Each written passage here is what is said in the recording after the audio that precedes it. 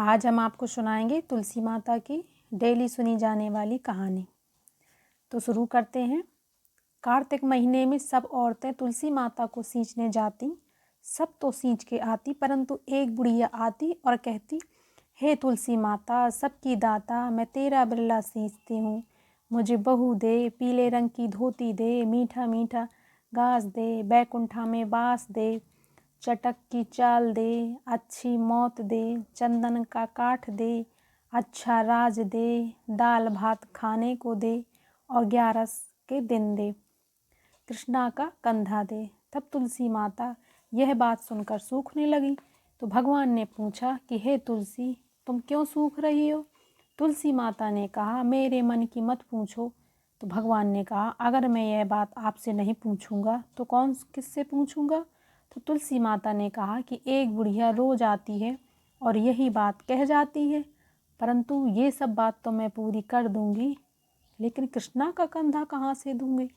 तो कृष्ण भगवान बोले कि जब यह मरेगी तो अपने आप कंधा दे आऊँगा, तुम तुलसी माता से कह देना। बाद में बुढ़िया माई मर गई। सारे गांव वाले इकट्ठे हो गए और बुढ़िया को ले जाने लगे, तो वह इतनी भारी हो गई कि किसी से भी नहीं उठी। तब सबने सोचा कि इतनी पूजा पाठ करती थी, पाप नष्ट होने की माला फेरती थी, फिर भी भारी हो गई। बूढ़े ब्राह्मण के वेश में भगवान आए और सबसे पूछा कि यह कैसी भीड़ है। तब आदमी बोली कि यह बुढ़िया माई मर गई, पापनी थी, इसीलिए किसी से नहीं उठी।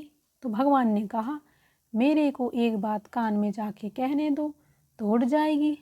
तो भगवान ने कान के पास जाके कहा कि बुढ़िया माई, मन की निकाल ले, पीताम्बर की धोती ले, मीठा मीठा घास ले, बैकुंठ में बास ले, चटक की चाल ले, चंदन का काठ ले, झालर की झनकार, दाल भात को जीम और कृष्णा का कंधा ले। फिर यह बात सुनकर बुढ़िया माई हल्की हो गई। भगवान जी अपने कंधे पर ले गए और उसे मुक्ति मिल गई।